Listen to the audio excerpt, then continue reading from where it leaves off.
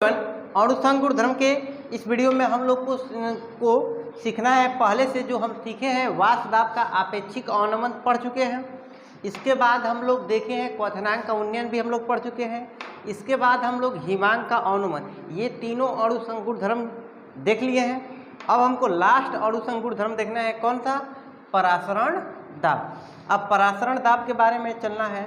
तो परासरण दाब में पहले जो शब्द आता है, देखिए दाब के बारे में तो आप पहले भी जानते होंगे, तो पहले हम लोग किसके बारे में समझते हैं? परासरण के बारे में, ठीक है। तभी जाके परासरण दाब को हम समझ सकते हैं। तो परासरण दाब होता क्या है? देखिए, जब अर्धपरागम्य झिल्ली से विलायक का तनु विलयन से सांद्र विलयन की तरफ प्रवाह को ही क्या कहा जाता है? परासरण कहा जाता है। इसको थोड़ा सा इजी करने के लिए पहले हम लोग ये जान लेते हैं कि ये अर्धपरागम्य झिल्ली क्या होता है, क्योंकि जो भी काम है इसी के थ्रू है। तो पहले हम लोग समझते हैं कि अर्धपरागम्य झिल्ली क्या है। जब तक हम लोग अर्धपरागम्य झिल्ली के बारे में नहीं जान पाएंगे तब तक आगे कुछ भी नहीं समझेंगे। तो देखिए, अर्धपरागम्य झिल्ली जो होता है, एक प्रकार का नाम से ही पता चल रहा है कि झिल्ली है, और अर्धपरागम्य मतलब कि आधा चीज़ उससे जाएगा, आधा चीज़ नहीं जाएगा। जैसे कि ये जो अर्धपरागम्य झिल्ली होती है, हमारी जो शरीर की बाहरी सतह होती है, इस पर आप देखिएगा तो हम इस शरीर छिद्र, छोटे छोटे छिद्र होते हैं शरीर पर, लेकिन इससे पसीना बाहर निकलता है। क्या हम पानी में हाथ डाल देंगे तो ऐसा तो नहीं होगा ना कि पानी अंदर घुस जाएगा? ऐसा नहीं होगा। तो ये सब किसके कारण होता है? ये अर्धपरागम्य झिल्ली। 10वां सॉलिड स्टेट में हम लोग जो पढ़े हैं, एक पढ़े थे सेलोफेन के बारे में, बिस्किट वाला जो चमकीला होता है, बताए थे कि ये भी क्या होता है? एक प्रकार का अर्धपरागम्य झिल्ली होता है। तो अर्धपरागम्य झिल्ली कैसा होता है, क्या काम करता है? तो देखिए, ये एक प्रकार का अर्धपरागम्य झिल्ली होगा। ये झिल्ली है अर्धपरागम्य, मतलब इसमें ना छोटे छोटे छिद्र होंगे, बिल्कुल छोटे छोटे छिद्र। अगर छोटे छोटे छिद्र होंगे तो इससे छोटे वाले तो कण जा पाएंगे, लेकिन बड़ा वाला कण आ जा सकता नहीं है। लेकिन छोटा वाला कण इससे आ भी सकता है और जा भी सकता है, दोनों केस हो सकता है, ठीक है। ये झिल्ली है, इससे छोटे वाले कण आ सकते हैं, जा सकते हैं, लेकिन बड़े वाले कण आ जा सकते नहीं है। मतलब कि कुछ कण इससे आ जा रहे हैं, कुछ कण इससे आ जा नहीं रहे हैं, तब इसी को कहा जाता है अर्धपरागम्य झिल्ली। जल का इसके साथ क्या कनेक्शन होता है कि जब हम एक विलयन लेते हैं, कोई भी विलयन, जैसे कि यहाँ पर इस साइड में हम विलयन लिए हैं, हमारे पास में H2O है, साथ में कोई ठोस विलायक ले लिए, जैसे कि नमक हो गया, NaCl, या फिर चीनी हो गया, यूरिया हो गया। तो इस सब के कण जो होंगे, NaCl के कण बड़ा होता है और NaCl के जो H2O के कण होते हैं, यानी जल के कण जो होते हैं छोटे होते हैं, ठीक है, लेकिन NaCl के कण क्या होते हैं? बड़े। तो जब इसमें अर्धपरागम्य झिल्ली लगाएंगे तो क्योंकि जो छोटा वाला कण है वो तो आ भी सकता है और जा भी सकता है, दोनों केस हो सकता है, लेकिन नमक के कण आ जा सकता नहीं है। समझ में आया बात? क्यों? क्योंकि अर्धपरागम्य झिल्ली एक प्रकार की झिल्ली होती है जिसके कणों का आकार जो होता है ना, छिद्र का आकार बहुत ही छोटा होता है। अगर छिद्र छोटा छोटा रहेगा तो छोटा वाला कण तो इससे जाएगा, लेकिन बड़ा वाला कण इससे जाएगा नहीं। तो यहाँ पर जल के कण छोटे थे तो जल के कण आ जा सकते हैं। इधर के तरफ हमारे पास में विलयन है, जो किसका? H2O और नमक का विलयन, और इधर की तरफ केवल और शुद्ध विलायक है, यानी कौन है? केवल H2O। तो H2O का कण विलयन में से निकलकर जल में भी जा सकता है, मतलब H2O तो आ जा सकता है, लेकिन नमक का कण जो इधर होगा इधर ही रहेगा, अगर इधर है तो इधर, ठीक है। ये झिल्ली से होकर नमक के कण आ जा सकते नहीं है। तो ये अर्धपरागम्य झिल्ली का काम समझ में आ गया कि अर्धपरागम्य झिल्ली क्या होता है? इसमें छोटे छोटे छिद्र होते हैं। अगर छोटे छोटे छिद्र होंगे तो छोटा वाला कण तो आ जा सकता है, लेकिन बड़ा वाला कण जा सकता नहीं है। अब इसमें विलायक और विलय में विलायक का कण छोटा है, यानी जल तो इससे होकर जाएगा, लेकिन यहाँ पर हमारे पास में नमक आ जा सकता नहीं है। नमक का कण का आकार जल से बड़ा होता है ना, जैसे कि अब कपड़ा ही सिंपल है तो बहुत दूर का है, कपड़ा ही अगर 4 लेयर कपड़ा का रख के पानी और नमक उसमें से अगर गिराएंगे तो जितना पानी होगा निकल जाएगा, लेकिन नमक ऊपर छन जाएगा, ठीक है। तो उसी प्रकार से होता है। तो अर्धपरागम्य झिल्ली समझ में आ गया। अब अगर हम बात करते हैं परासरण को लेकर, तो देखो यहाँ पर हमारे पास में इस वाले हिस्से में हमारे पास में जल भी है और साथ में कौन है? नमक, दोनों चीज़ें, ठीक है। और इस वाले हिस्सा में ये हमारे पास में शुद्ध जल है, मतलब इसमें मिलावट नहीं है। और ये क्या है? अर्धपरागम्य झिल्ली। अगर अर्धपरागम्य झिल्ली, तो ये इधर वाला हिस्सा को हम क्या बोलेंगे कि ये है हमारे पास में विलयन है, और ये क्या है? हमारे पास में विलायक है, कहेंगे। तो होता क्या है कि देखिए, अगर ये शुद्ध विलायक है और विलयन है तो किसका दाब अधिक होगा? वाष्प दाब किसका अधिक होगा?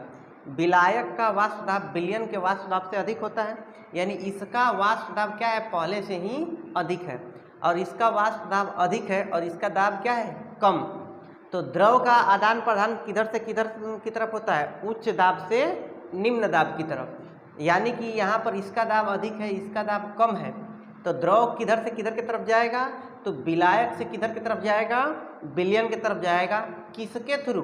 अर्धपरागम्य झिल्ली के थ्रू। तो जब क्या होता है, किसी अर्धपरागम्य झिल्ली से विलायक के कण किस में जाते हैं?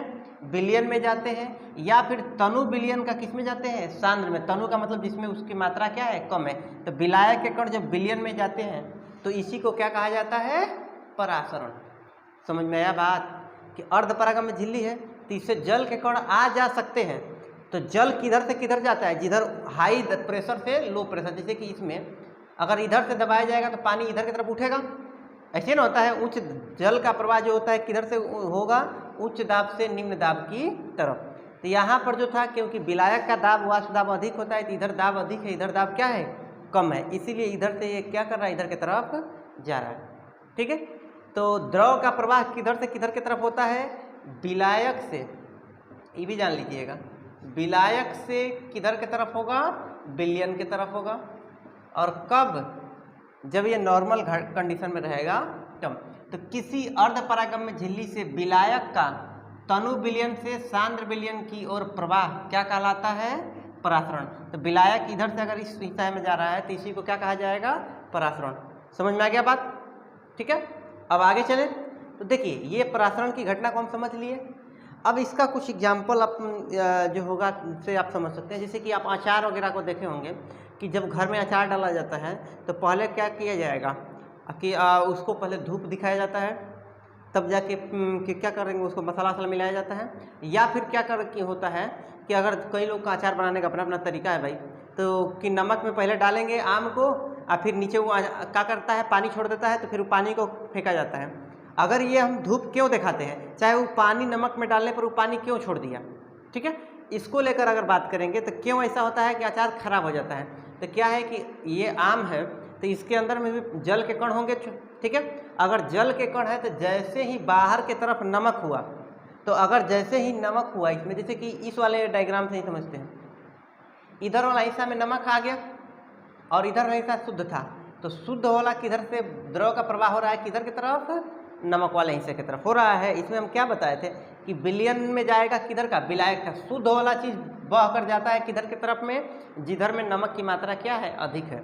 वहीं से अचार के साथ भी होगा कि जैसे ही अब क्या करते हैं, आम है ये है, जब नमक संपर्क में आएगा तो नमक वाले की सांद्रता अधिक हो जाएगी, तो ये तनु विलयन से किधर की तरफ? इसमें से जितना जल होगा आम के अंदर वो नमक में मिल जाएगा। अब जिसके कारण क्या होगा कि अब अचार पानी छोड़ देगा तो खराब ना हो जाएगा, इसीलिए क्या किया जाता है? इसको धूप में रखा जाता है ताकि ये क्या करे, जितना भी जल हो पहले ही भाप बन के उड़ जाए, बाद में जब पानी डाले तो नमक छोड़े ना। समझ में आ गया? यही देखने को मिलता है कि जब हम पौधा में क्या करते हैं, पानी के बोतल में भी रख देते हैं तो पौधा गुलाब का फूल वगैरह खिला रहता है, क्योंकि इसमें जो बाहर का पानी शुद्ध है, तो यह क्या करेगा? इस अर्धपरागम्य झिल्ली से होकर ये जल क्या करता है? अंदर की तरफ प्रवेश करता है। शुद्ध से किधर की तरफ जाएगा? अशुद्ध की तरफ, यानी कि वह विलायक से किधर की तरफ जाएगा? हमेशा विलयन की तरफ जाएगा। या फिर तनु से किधर की तरफ जाएगा? सांद्र की तरफ, जिधर मात्रा अधिक रहेगी उधर की तरफ जाएगा। ठीक है। अब हम लोग परासरण के बारे में समझ गए होंगे कि परासरण होता क्या है, कि द्रव क्या करेगा? विलायक से किधर की तरफ जाएगा? विलयन की तरफ। इसी घटना को कहा जाता है परासरण। अब हम सीखते हैं परासरण दाब, कि परासरण दाब क्या होता है।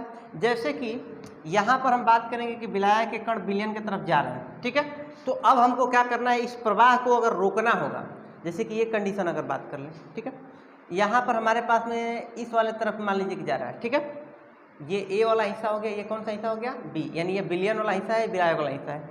अगर इधर की तरफ द्रव जा रहा है तो ये अर्धपरागम्य झिल्ली है तो इसमें से जाएगा इधर की तरफ, तो हमको प्रवाह को क्या करना है? रोकना है। मतलब ऐसे कर देना है कि ये जल का प्रवाह हो न। अगर नहीं रोकना है तो किधर की तरफ दाब लगाएंगे? ए वाले साइड में दाब लगाएंगे तो रुकेगा, या बी वाले साइड में दाब लगाएंगे तो रुकेगा? किधर की तरफ लगाएंगे? अगर ए की तरफ और दबाएंगे तो और तेजी से नहीं इधर निकलने लगेगा, तो हम दाब किधर की तरफ लगाएंगे? बी की तरफ, यानी कि जब हम क्या करते हैं, विलयन की तरफ जा ही रहा था, जिधर बह रहा है उधर हम विपरीत दिशा में लगा दिए, तो द्रव का आदान प्रदान किधर से होता था, विलायक से किधर की तरफ जाता है, विलयन की तरफ जाता है।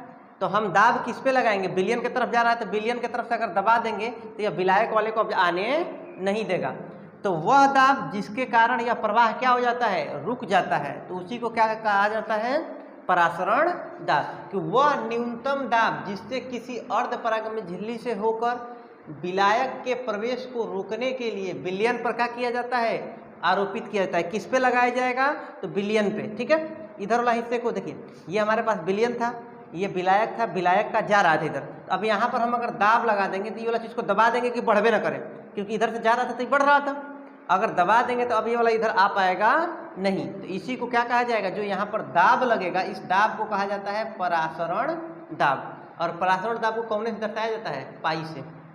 ठीक है, परासरण दाब होता है पाई, जिसमें कि ये किधर की तरफ लगाया जाता है, विलयन की तरफ। क्यों लगाया जाता है, क्योंकि पहले से विलायक के कण किधर की तरफ जा रहे थे, विलयन की तरफ। तो हमको इस प्रवाह को रोकने के लिए जो दाब लगाया जाता है उसी दाब को क्या कहेंगे, परासरण दाब। ठीक है, इसके लिए फार्मूला की बात करेंगे, फार्मूला भी आएगा। तो जैसे आदर्श गैस के लिए क्या था, PV बराबर nRT आदर्श गैस के लिए होता है। तो अगर इसको हम द्रव के रूप में यूज करेंगे तो दाब को यहाँ पर परासरण दाब पाई हो जाएगा, और भी है इधर गुणा में तो इधर आएगा तो भागा में हो जाएगा, तो nRT बटे में क्या हो जाएगा, V। ठीक है, तो इसीलिए पाई बराबर होता है N2RT बटे में क्या हो गया, V। ठीक है, और ये जो है N2 क्या है, यहाँ पर N2 मोल है किसका, विलेय का। मोल किसका, विलेय का, क्योंकि विलायक को 1 बोलते हैं, विलेय को क्या बोल दिए हैं, 2। अब यहाँ पर मोल, विलेय का मोल बटे में विलयन का आयतन, इसको C कहा जाएगा, सांद्रता मोलरता कहा जाता है ना।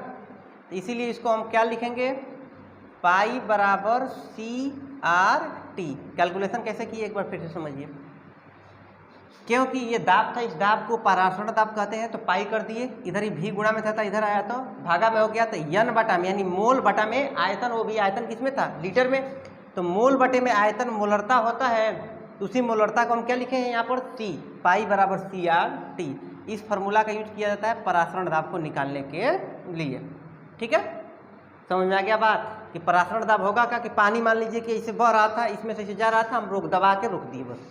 ठीक है, यहाँ से भी हम समझ सकते हैं कि देखिए क्या था, कि नॉर्मल कंडीशन जब था, तो नॉर्मल कंडीशन में पानी विलायक का किस में जा रहा था, सॉरी ये फ्रेश वाटर है तो ये विलायक है, तो इसका किस में जा रहा था, विलयन में जा रहा था। ठीक है, तो ये इस दिशा में ये जल का प्रवाह हो रहा था। लेकिन क्या करेंगे, अगर इस प्रवाह को रोकना है तो हमको दाब लगाना पड़ेगा, किधर वाले हिस्से में, विलयन वाले हिस्से में दाब लगाना पड़ेगा। तो अगर इधर वाला हिस्सा में दाब लगा दिए ताकि अब ये प्रवाह हो न, अगर प्रवाह होना बंद कर दे तो उस न्यूनतम दाब को क्या कहेंगे, परासरण दाब। ठीक है, अपने से जो दाब लग रहा था वो तो उल्टा लग रहा था, तो इधर की तरफ जा रहा था, लेकिन अब हम दाब लगा दिए तो परासरण दाब हो गया। अगर कोई और ही दाब लगा दे, जैसे कि हम दाब लगा दिए कि प्रवाह रुक गया, तो अगर और ज़्यादा कोई दाब लगा देगा तो अब इधर का दाब अधिक हो जाएगा, इधर का दाब क्या हो जाएगा, कम। और द्रव का प्रवाह किधर से होता है, उच्च दाब से निम्न दाब की तरफ। तो अब द्रव जो होगा उल्टवानी भागने लगेगा ना। तो जब उल्टा जाने लगा तब इसको कहा जाता है पुनः परासरण, या फिर क्या कहा जाता है, उल्टा परासरण। इसमें क्या किया जाता है, विलयन पर दाब इतना अधिक लगा दिया जाता है ताकि इससे क्या होता है कि द्रव का प्रवाह विपरीत दिशा में होने लगता है। और जब द्रव का प्रवाह यहाँ पर विपरीत दिशा में होगा तो इसी को क्या कहा जाएगा, पुनः परासरण, या फिर क्या कहा जाएगा, उल्टा परासरण। समझ में आ गया बात, कोनो दिक्कत। यानी यहाँ पर 3 केस, एक में दाब जो था वाष्प दाब का था, तो विलायक से विलयन की तरफ जा रहा था, तो जब विलायक से विलयन की तरफ जाएगा तो घटना को परासरण कहेंगे। जब दोनों का प्रवाह बराबर हो गया, मतलब कोई किधर जा नहीं रहा है, तब जाके उसको बोलते हैं परासरण दाब लगा है। और यही क्या हो गया, उल्टवानी विलयन का ही प्रवाह हो रहा है, किधर की तरफ, विलायक की तरफ, तब जाके इसी को क्या कहा जाता है, पुनः परासरण। इसका उपयोग कहाँ किया जाता है, जल के शुद्धिकरण में। जैसे समुद्र का पानी है, तो समुद्र का पानी में क्या होगा, जल होगा और साथ में क्या हो जाएगा, नमक। तो इसको क्या किया जाता है, एक फिल्टर लगाया जाता है अर्धपरागम्य झिल्ली, इससे गुजार देंगे तो जितना साफ पानी होगा दूसरे तरफ आएगा तो हम पीने के रूप में क्या कर सकते हैं, इसका उपयोग कर सकते हैं। तो समुद्री जल के शोधन में किसका उपयोग किया जाता है, पुनः परासरण का। समझ में आया बात। तो परासरण देखें, परासरण दाब भी देख लिए और पुनः परासरण भी देख लिए, ठीक है। इसी आधार पर विलयन को बांटे हैं। तो विलयन में क्या होता है, समपरासी विलयन हो सकता है, अतिपरासी हो सकता है और अल्पपरासी हो सकता है। मतलब सम का मतलब क्या है, बराबर, परासी का मतलब परासरण दाब। अगर विलयन का परासरण दाब समान है तो उसको क्या बोलेंगे, समपरासी विलयन, ठीक है। अगर बोलेंगे अतिपरासी, ठीक है, अतिपरासी, अति का मतलब हो गया अधिक हो गया, ठीक है। तो जब क्या होता है परासरण दाब विलयन का अधिक हो जाता है तो उसको क्या बोलते हैं, अतिपरासी। और जब पहले के तुलना में इसका दाब क्या हो गया, कम हो गया, तब जाके इसको क्या करेंगे, अल्पपरासी, ठीक है। तो समपरासी, अतिपरासी और अल्पपरासी। समझ में आया कि अगर विलयन का परासरण दाब, दो विलयन का परासरण दाब समान है, मतलब दोनों क्या है, समपरासी हैं। अतिपरासी है तो जिसका अधिक होगा परासरण दाब उसको अतिपरासी कहेंगे, जिसका परासरण दाब कम होगा उसको क्या बोलेंगे, अल्पपरासी। समझ में आया बात, ठीक है। और ये सब का परिभाषा आपके नोट्स में जो फेयर सेंड किए हैं उसमें लिखा हुआ है, इसीलिए हम नहीं लिखवा रहे हैं। इसको लेकर उदाहरण की बात करेंगे तो सबसे बढ़िया एग्जाम्पल देखने को मिलता है। डॉक्टर साहब मना करते हैं कि ज़्यादा क्या करना चाहिए, नमक नहीं खाना चाहिए, नहीं तो खून का हो जाएगा, पानी बन जाएगा। इसे कहते हैं कहावत, मतलब कहावत कैसे, सही बात है कि ज़्यादा नमक खाना नहीं चाहिए, क्योंकि अगर हम ज़्यादा नमक खाएंगे तो हमारे शरीर में नमक की मात्रा क्या हो जाएगी, बढ़ जाएगी। और नमक की मात्रा अगर बढ़ जाएगी तो ब्लड में से जो जल होगा, क्या है कि ब्लड जो होता है गाढ़ा होता है, ये तो देखे जानते हैं। तो ब्लड जो है गाढ़ा रहेगा ज़्यादा, तब पर भी हमारे लिए हानिकारक है, क्योंकि वो नस के थ्रू चारों तरफ गति करता है।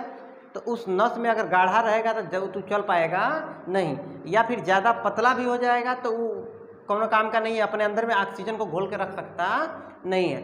इसीलिए क्या किया जाता है, नमक हमको संतुलित रूप से खाना चाहिए ताकि इसमें से जल का आदान प्रदान बराबर रूप से होता रहे। लेकिन अगर क्या करते हैं कि नमक को अगर बहुत ज़्यादा खा रहे होते हैं, अगर सांद्रता क्या है कि जब यानी यहीं पर इसको समझाया जाता है समपरासी अतिपरासी। जब समपरासी रहेगा तो जितना जल बाहर निकलेगा उतना ही जल किधर की तरफ जाएगा, अंदर की तरफ। अगर यहीं हमारे पास में अल्पपरासी हो गया तो अल्पपरासी मतलब परासरण दाब कम हो गया, और परासरण दाब कम हो जाएगा तो यहाँ पर क्या होगा कि जल के कण, अगर इसका परासरण दाब कम हो गया, रक्त का अगर कम हो गया तो बाहर वाले का अधिक हो गया। तो अगर बाहर वाले का अधिक हो गया, इसका कम हो गया, तो द्रव किधर की तरफ जाएगा, अंदर की तरफ। तो ये जो सेल है जो लाल लाल बटन जैसा दिखाई दे रहा है, ये क्या है, ब्लड सेल है, ठीक है, आरबीसी ब्लड सेल है। यही क्या करता है, अपने साथ में ऑक्सीजन को कैरी करता है। तो अगर इसमें जल की दाब कम हो गया तो बाहर का दाब अधिक हो गया, अगर इसका कम हो तो बाहर का अधिक हो गया ना। तो अगर बाहर का दाब अधिक हो गया और अंदर का दाब क्या हो गया, कम, तो द्रव अंदर की तरफ प्रवेश करेगा, और जल जब अंदर की तरफ प्रवेश करेगा तो ये सेल जो होगा पहले किससे क्या हो जाएगा, फूल जाएगा, बड़ा हो जाएगा, और बड़ा होगा इतना बड़ा हो जाएगा कि बाद में ही फट जाता है सेल, ठीक है। तो ये इसको क्या कहते हैं, हाइपोटोनिक, यानी अल्पपरासी। यहाँ पर दाब क्या हो गया है, कम हो गया है। कई बार ऐसा होता है कि परासरण दाब बढ़ जाता है, बहुत अधिक हो गया, इतना परासरण दाब अधिक हो जाता है कि वो क्या करता है, बाहर की तरफ ब्लड को निकालना शुरू करता है। तो अब इसमें से अगर जल बाहर निकल जाएगा तो ये रक्त सूख जाएगा, ठीक है। और रक्त जब सूख जाएगा तो यहाँ पर जो होगा इसको क्या कहा जाता है, हाइपरटोनिक, यानी अतिपरासी, ठीक है। 3 केस देखें।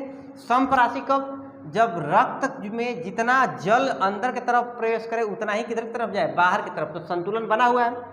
लेकिन अगर पानी अंदर की तरफ अधिक जाएगा, कब जाएगा, जब अंदर का दाब कम हो गया, बाहर का दाब क्या हो गया, अधिक, तो जल अंदर की तरफ जाएगा। अंदर की तरफ जाएगा तो सेल जितने होंगे वो फूल जाएंगे, फूल कर फट जाएंगे। जब फट जाते हैं तो यही बोला जाता है कि खून जो है पानी हो गया है, ठीक है। ये कब होता है, जब हाइपोटोनिक रहेगा, यानी कि अल्पपरासी रहेगा तब। और अतिपरासी होगा कब, जब बाहर का सांद्रता कम और अंदर का सांद्रता क्या हो जाता है, अधिक। इस समय क्या होता है, जितना पानी होता है वो बाहर निकल गया, और जब बाहर निकल जाता है रक्त में से पानी, तो खून जो होगा सूख गया, कहते हैं आदमी, खून में सूख गया है, ठीक है। तो ये 3 कंडीशन होते हैं, समपरासी, अतिपरासी और अल्पपरासी। समझ में आ गया, कोनो दिक्कत नहीं है ना। कि परासरण मतलब कि द्रव किधर की तरफ जा रहा है, तो विलायक से विलयन की तरफ जा रहा है, अर्धपरागम झिल्ली से होकर नॉर्मल कंडीशन में जाता है। अब वो प्रवाह को रोकना है कि जा रहा था जौन, उसको रोकना होगा तो हमको लगाना पड़ेगा कौन सा दाब, परासरण दाब। अगर परासरण दाब से भी अगर अधिक दाब लगा दिए तब जाके हो जाएगा उल्टवानी जाने लगेगा, तो उसको कहेंगे पुनः परासरण। समपरासी को कंडीशन हो गया, एगो अल्परासी, एगो हो गया है हमारे पास में अतिपरासी। ठीक है, मिलते हैं अगले वीडियो में, इतना ही रहने देते हैं आज की क्लास में। अगला वीडियो में हम लोग देखेंगे असामान्य मोलर द्रव्यमान, लास्ट क्लास है विलयन चैप्टर का। ठीक है।